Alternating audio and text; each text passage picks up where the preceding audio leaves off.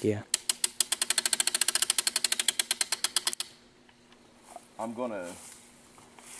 I thought about this before, and on my first video, I kind of put it in the explanation, but I kind of forgot about it since then. But on this scope, it reads the yardages with a push of this button down here. And some of the Burris scopes for rifles and stuff, it'll move the reticle, but this shoots too slow for that. But this does have a mil-dot reticle.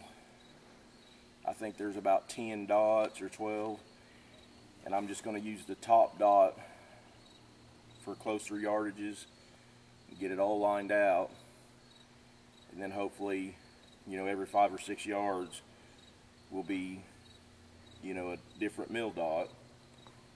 I'm going to see what it shoots with each mil-dot, and then I'm going to mark it on the stock or put it someplace where I can see it, and then I'll just be able to push that button. It'll tell me the yardage. I'll be able to use whichever mil-dot that the yardage reads to. Just kind of look down, see my record of what dot to use, and hopefully that'll work. I've heard these shoot real high at closer yardages with the scope, and that you can even adjust it out with the whatever this is called, the HHA optimizer. I'm probably not really going to use the HHA optimizer. I bought it, I got it on there, but hopefully I'll just use the mil-dots. And I could use the HHA optimizer for exaggerated yardages, but I don't really want to make adjustments on this unless it's either bottomed out or adjusted all the way the other direction, you know, so it's got a total stop to it, just for accuracy purposes. But hopefully my thought process works, and we'll just have to play around with it and see.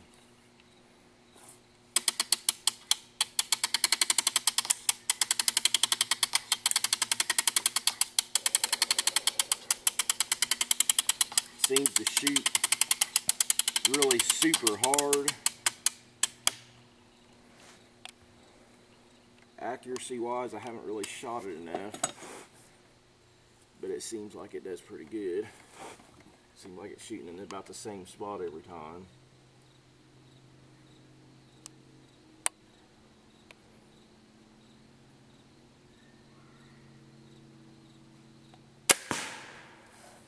Just leave it going. Still got it on.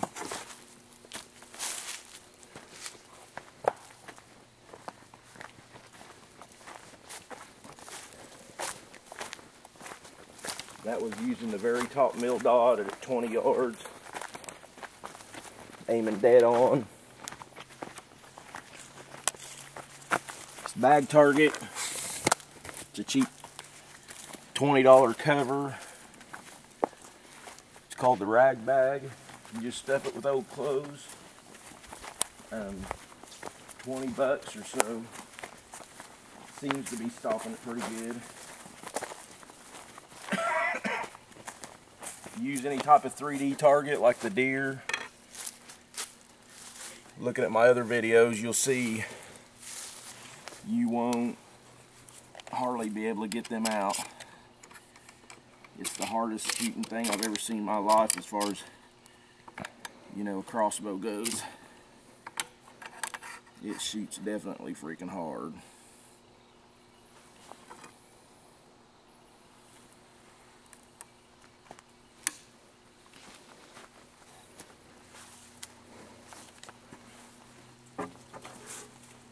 I've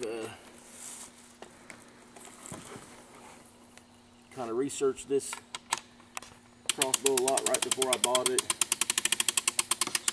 This upper is used, but I got it for about half the price of a new one. The guy I bought it off of, I bought it off eBay.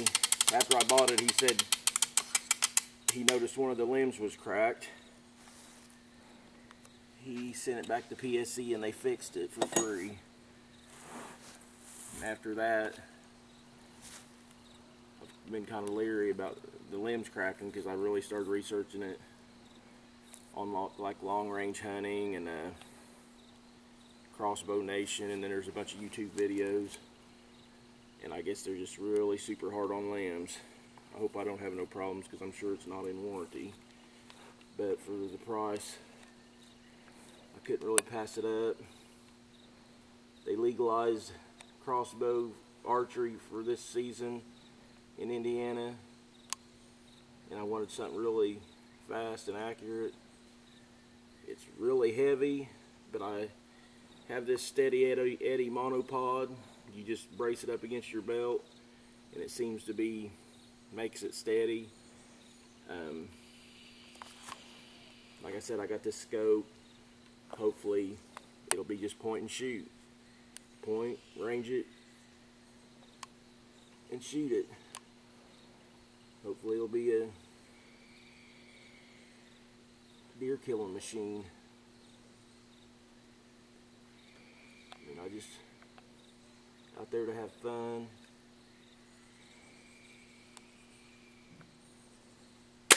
This is what I like to do.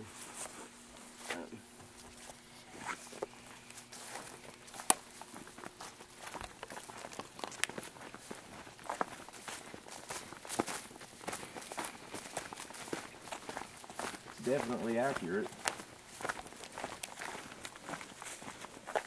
This is where the first one hit. Seems like this reseals itself pretty good. I haven't shot this bag target for a while, but I don't even see any other holes in it, and I have shot it. So the cover does seal itself up pretty good. For $20, you can't beat the price.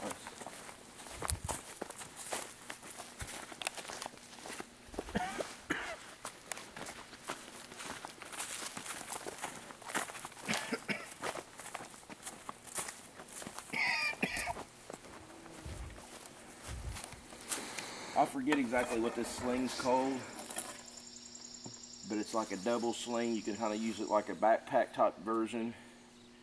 I've never put it on my back like that yet, but for heavy rifles it's supposed to really help out carrying it, and just because of the weight issues and stuff, I went ahead and got that. A lot of this stuff, like the bipod and this vertical grip I already had on one of my other ARs. This 3-arrow quiver is just an Alpine. I had it on another bow. I kind of converted a Pickney rail, forget what you call it, a Pickney rail. It's adds to the height of your Pickney rail, and you just clamp it on.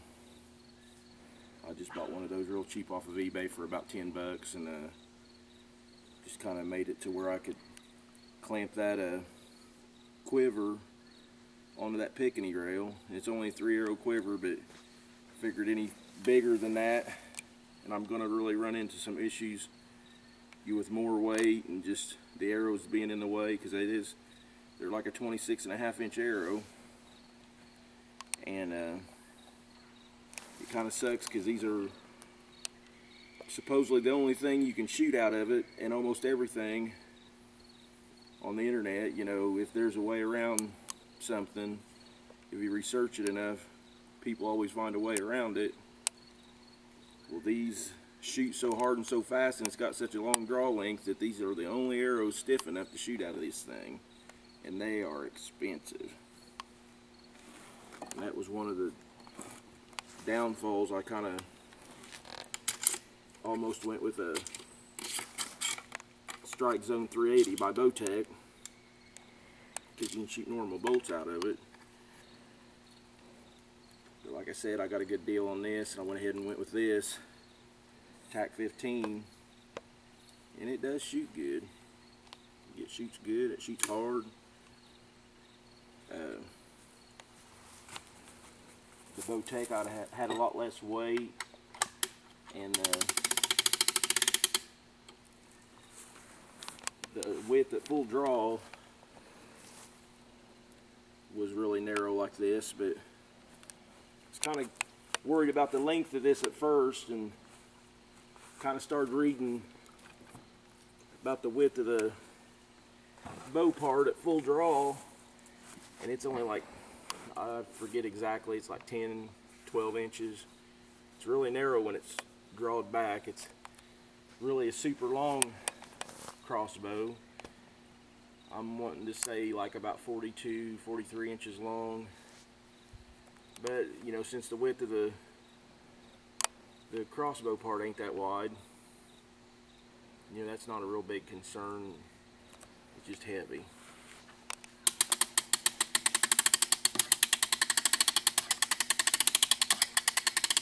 But, I mean, I'm not going to be stalk hunting. Me and my boy, we may put some videos down about these later in the year, but we've been hunting from tree saddles.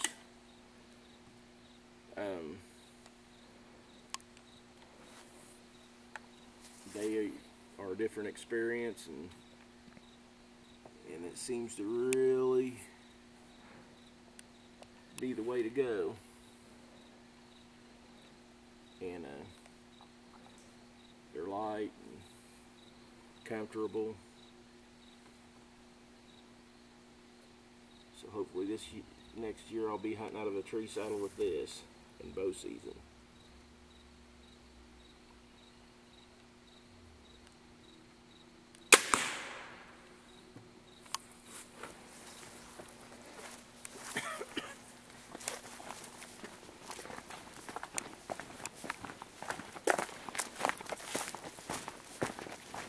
That one shot a little bit different.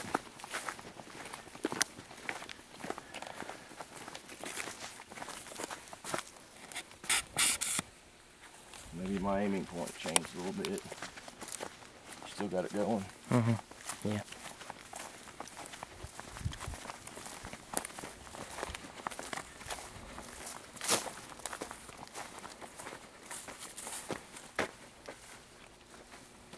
Check out the limbs on it, make sure there ain't nothing strange going on with that. Like I said, I'm still a little bit leery about it. That is one thing that might have made it shoot different.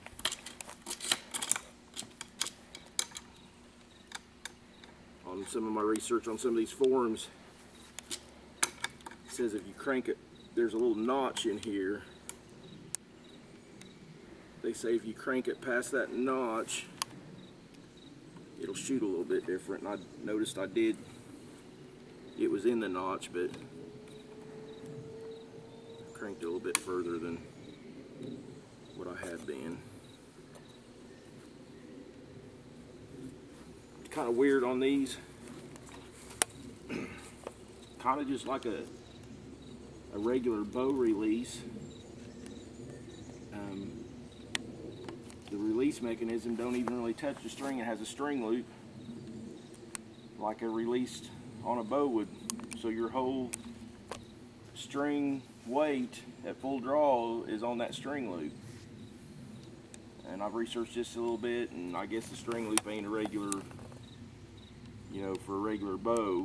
It looks like it is, but they say it's a stronger material and not to replace. If you have to replace the string loop, don't replace it with just a regular bow tie. I mean, that would be a really scary thing, being up in a tree and that string loop break. That's the only thing that holds the whole thing back.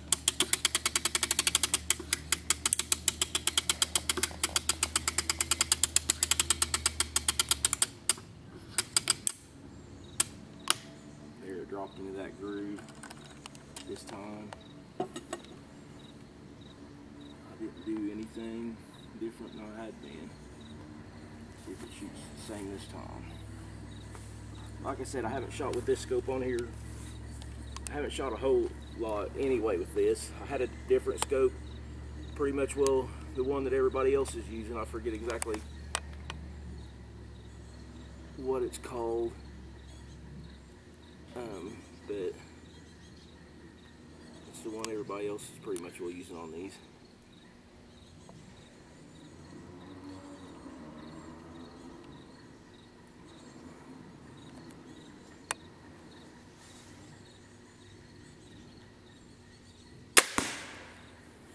See what that one did.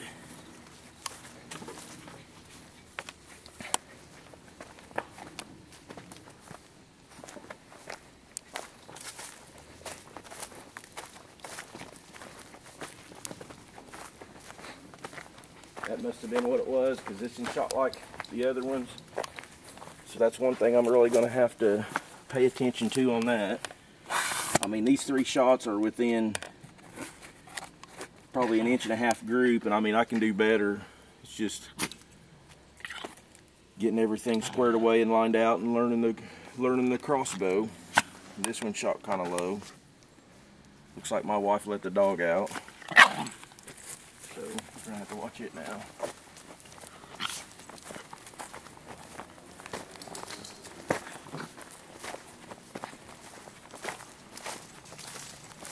Probably going to shoot it one more time. It's kind of getting dark out here. And that'll probably be about it. A lot of people don't like this whisker biscuit setup. It seems like it's working okay. A lot of people put a drop away on there, but got a lot of money in this thing. Really don't want to invest too much more in it. Seems like everything works pretty good on it. The drop away, I forget exactly which one they're using, but some guy makes a machine mount for it, so it'll mount onto this, and I don't know, I've looked a few times, and heck, it's like 150 bucks, $200. I mean, this works good enough.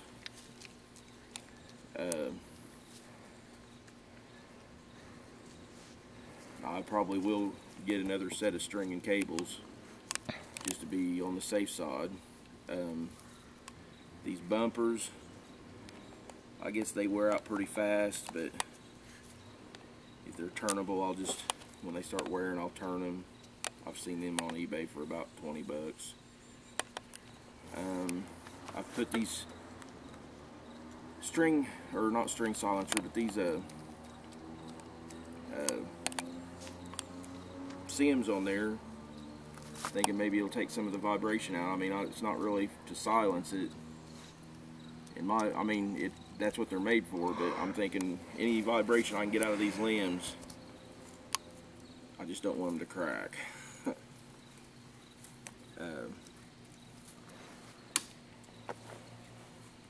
With kind of luck I got, they'll probably crack like the week before bow season comes in, but hopefully not. Hopefully I do have another crossbow I can use, but really got my heart set on using this one. Need to remember the loading sequence though.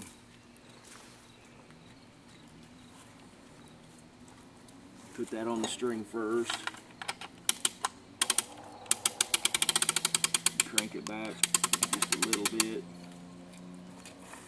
Go ahead and put the arrow on.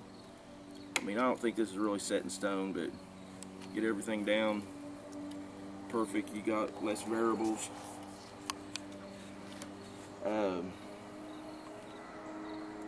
Like I said, with this HHA optimizer on here, the crank hits it a little bit. It don't seem like it's a real big issue for me. You can just get a socketed extension, and it'll miss it. One thing that people bring up though is with the socket extension on there, you're putting more side-to-side force on here, and I guess there is issues every once in a while with the bearings going out in these. Mine's kind of hard to pull out. Hopefully it don't have no bearing issues in that, but I mean, as long as it works, it doesn't matter to me. but I guess, you know, you put more side-to-side force on there, it's going to be harder on the mechanism.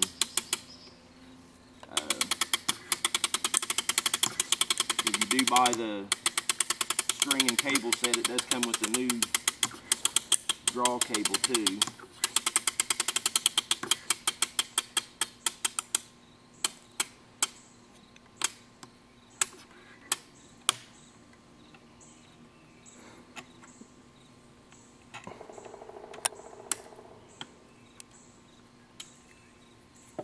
That might not shoot the same. I had to kind of crank it just a little bit more just because of it was resting on that, so it might be a good idea to get an extension. I'm not sure. Everything seems to be okay so far on it. Shoot it one more time, like I said. See if this one shoots low like that one did, because it's in the notch, but it's on kind of the back side of it.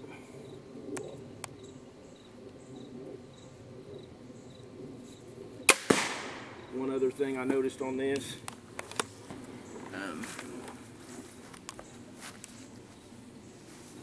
forgot what I was going to say. Never mind. Kind of made a louder noise that time. That must be what it is though, because it hit in that lower hole.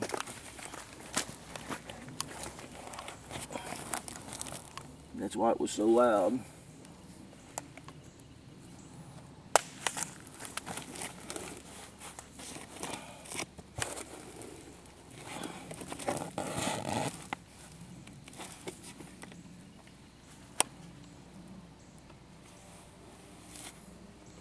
Go ahead and turn the video